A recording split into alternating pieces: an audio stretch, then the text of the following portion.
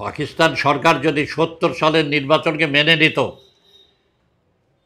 তাহলে সাময়িকভাবে একটা ব্যাপার হতো, এটা যে ২৫শে মার্চ যে আক্রমণ জনগণের উপর হয়েছিল সেটা হতো না। সেটা মেনে নিলে শেখ মুজিবুর রহমান পাকিস্তানের প্রধানমন্ত্রী হতেন।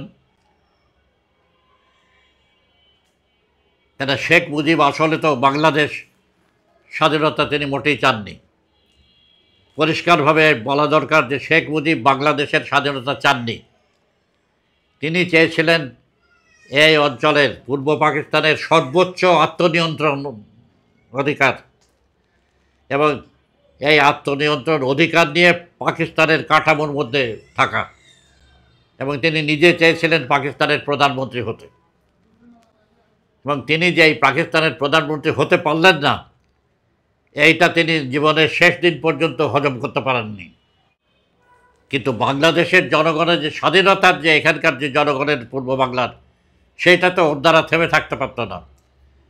কেন যতই সর্বোচ্চ আত্মনিয়ন্ত্রণ অধিকার নিয়ে শেখ মুজিব যদি সেখানে থাকতেনও, সেইখানে আসল ক্ষমতা ছিল সামরিক বাহিনীর। সেইখানে একটা পর্যায়ে সে সংঘর্ষ মতবিরোধ দেখা দিত, এবং সেই শেখ মুজিবের নেতৃত্বাধীন পাকিস্তান সরকারও ভেঙে পড়ত। ভেঙে পড়ে আবার এখানে আন্দোলন শুরু হতো। কাজে জনগণের যে আকাঙ্ক্ষা, সেই আকাঙ্ক্ষার নিবৃত্তি তো তারা নির্বাচনের ফলাফল মেনে নিলে হতো না নির্বাচন, সেটা চলতে থাকতো। কাজে জনগণের সংগ্রাম তারপরে চলত, এবং যেটা দেখা গেল যে স্বাধীনতার যুদ্ধ ২৫শে মার্চ থেকেই আরম্ভ হলো, সেই যুদ্ধ পিছিয়ে যেত এই পর্যন্ত। কিন্তু জনগণ যে তাদের দাবি ছেড়ে দিত, এটা মোটেই ঠিক না। জনগণ তাদের যে পাকিস্তানের জনগণ যে পর্যায়ে পূর্ব পাকিস্তানের জনগণ বাংলার জনগণ গিয়েছিল, তাতে তাদের থামার কোনো ব্যাপার ছিল না। শেখ মুজিব মন্ত্রিত্ব করলেও সেইখানে যদি কোনো বেইমানি হতো তাহলে জনগণ ছাড় দিত না। জনগণ আওয়ামী লীগের বিরুদ্ধে গিয়েই এই আন্দোলন করত। শেখ মুজিবের স্বাধীনতার ঘোষণা দেওয়াটা একটা হাস্যকর ব্যাপার। সেটাও দেখা যাবে, এটা যদি মানুষ ফ্যাক্টের কাছে যায় তাহলে কিন্তু খুব পরিষ্কার হয়ে যায়। বলা হয় যে শেখ মুজিব স্বাধীনতার ঘোষণা দিয়েছিলেন। এইটা যে কত বড় একটা ধাপ্পাবাজি, এই বিষয়টা আমি আমার বই এমার্জেন্স অফ বাংলাদেশ এর ২য় খণ্ডে, যেটা বাংলা অনুবাদ হয়েছে বাংলাদেশের অভ্যুদয়, বাতিঘর বের করেছে, আর এমার্জেন্স অফ বাংলাদেশ বেরোচ্ছে বাংলা গবেষণা, এই বইয়ের ২য় খণ্ডের একদম শেষ চ্যাপ্টারের স্বাধীনতার ঘোষণা বলে বিস্তারিতভাবে আলোচনা করেছি যে শেখ মুজিব স্বাধীনতার ঘোষণা দিয়েছিলেন, একটা সম্পূর্ণ ভুয়ো ব্যাপার, তথ্য প্রমাণ সহ আমি সেখানে লিখেছি। আচ্ছা, কিন্তু এখন এটা মোটা দাগে বলতে গেলে যেটা দেখা যাবে, একটা কথা প্রথমত, যে যদি একটা লোক স্বাধীনতা ঘোষণা করে, প্রথমত স্বাধীনতা ঘোষণা তিনি কীভাবে করলেন? একটা ওয়্যারলেসের একটা সামান্য কর্মী তার কাছে একটাই চিরকুট পাঠিয়ে, বিবৃতি লেখা পাঠিয়ে বললেন যে চট্টগ্রামে আওয়ামী লীগের কাছে এটা পাঠিয়ে দিতে। স্বাধীনতার ঘোষণা। স্বাধীনতার ঘোষণা কি বাপু ফেলনা জিনিস? স্বাধীনতার ঘোষণা তিনি যদি দিতেন তাহলে তো রেডিও হাতে ছিল, তখন ২০০ বিদেশি সাংবাদিক ইন্টারন্যাশনাল হোটেলে ছিল, হোটেল ইন্টারন্যাশনালে, তাদের সামনে তো তিনি দিতে পারতেন। সেইটা না দিয়ে স্বাধীনতার ঘোষণার মতো একটা জিনিস তিনি ওয়্যারলেসের একজন সামান্য কর্মীকে দিয়ে আওয়ামী লীগের চট্টগ্রামের নেতাদের কাছে ঘোষণা পাঠালেন। মানে এই যে একটা ঘটনা, এটা কতখানি অ্যাবসার্ড, এটা আর বিস্তারিত করার দরকার নাই। দ্বিতীয়ত হচ্ছে, একজন ব্যক্তি নেতা স্বাধীনতার ঘোষণা করে দেওয়ার পরে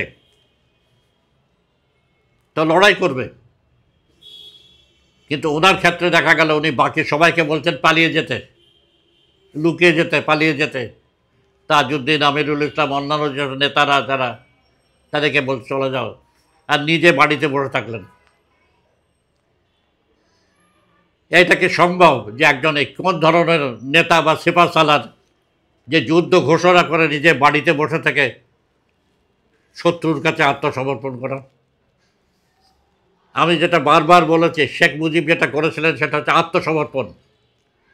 আওয়ামী লীগের লোকরা এবং তাদের বুদ্ধিজীবীরা বলে যে না, তাকে গ্রেপ্তার করা হয়েছিল, আত্মসমর্পণ করাননি।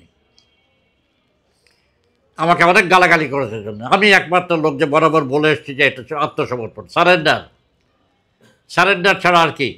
সবাইকে যখন তিনি চলে যেতে বলছেন, নিজেও চলে গেলে তাকে তো কেউ গ্রেপ্তার করতে পারতো না। তিনি বাড়িতে বসে থাকলেন।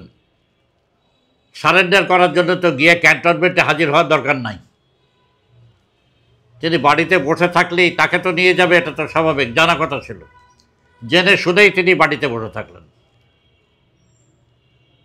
হি কোর্টেড অ্যারেস্ট, মানে যেটা উইচ অ্যামাউন্টেড টু সারেন্ডার, এটাই হচ্ছে আসল কথা। কিন্তু এই যে লোকরা, আওয়ামী লীগের লোকরা এবং তাদের যে ইতিহাস যারা তৈরি করে, দালালরা, বুদ্ধিজীবীরা, ফ্যাক্টের কাছে যেতে চায় না। ফ্যাক্টের কাছে গিয়ে সে ফ্যাক্ট অ্যানালাইজ করলেই সত্য ধরা পড়ে।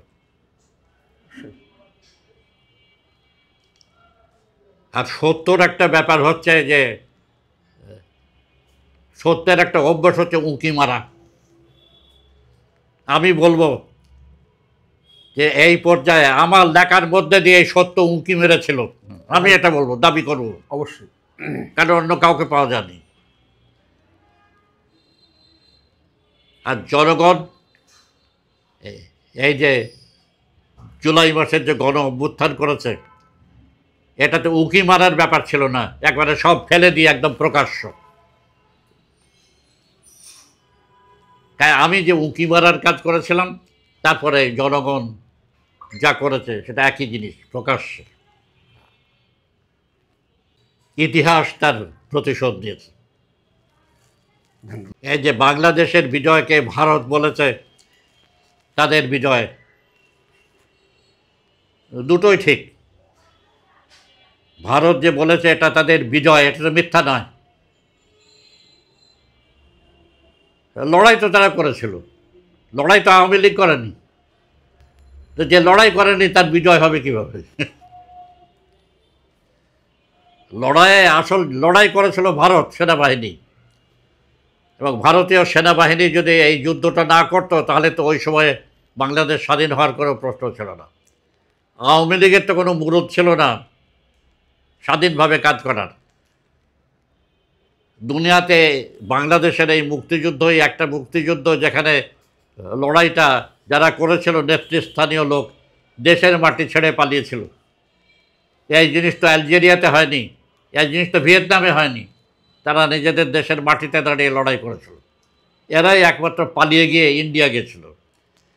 এবং আলজেরিয়াতে, ভিয়েতনামে যেভাবে লড়াই হয়েছিল, বাংলাদেশের লড়াই তো সেভাবে হয়নি। কাজে এই যে লড়াই, এই লড়াইটা শেষ পর্যন্ত ভারতীয় সেনাবাহিনী করেছিল। কাজে তারা যদি বলে যে 71 সালের এই যুদ্ধটা তাদের যুদ্ধ ছিল, বিজয়টা তাদের বিজয় ছিল, এইটার মধ্যে তো যথেষ্ট সত্য আছে। আর আওয়ামী লীগ যদি বলে যে তাদের জয় হয়েছিল, সেটাও সত্যি। তার কারণে এই লড়াইয়ের মধ্যে ভারতীয় সেনাবাহিনীর, আমি বলবো, সহায়ক হিসাবে বাংলাদেশ ছিল। মুখ্য লড়াই আওয়ামী লীগ করেনি, লড়াই করেছিল ভারত। এবং আওয়ামী লীগ তাদের একটা সরকার বলে যেটা খাড়া ছিল ওখানে, তারা এক্ষেত্রে ভারতীয় সরকার ও সেনাবাহিনীর সহায়ক শক্তি হিসাবে কাজ করেছিল। কাজে এই বিজয় যখন হলো, এটা তখন তাদেরও বিজয়। বাংলাদেশের সরকার এবং জনগণ এবং সেনাবাহিনী তারাও তো মুক্তিযুদ্ধে ছিল।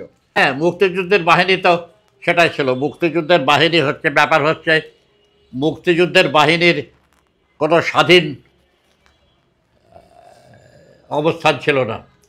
আমি সব সেক্টর কমান্ডারের কয়েকজনই আমার বন্ধু ছিলেন, তাদের কাছে শুনেছি যে সমস্ত কিছুই কিন্তু ভারতীয়, এবং সবাই জানে সব কিছুই ভারতীয়।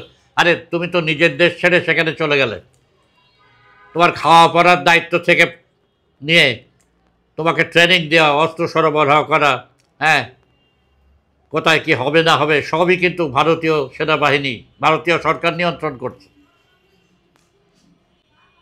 এটা তো অস্বীকার করার কিছু নাই। ভারত সহায়তা না করলেও মুক্তিবাহিনী দেশ স্বাধীন করতো কিনা, যে নতুন মুক্তিবাহিনী অর্গানাইজড হতো, যে মুক্তিবাহিনী ভারতের প্রভাব থেকে মুক্ত হয়ে লড়াই করত।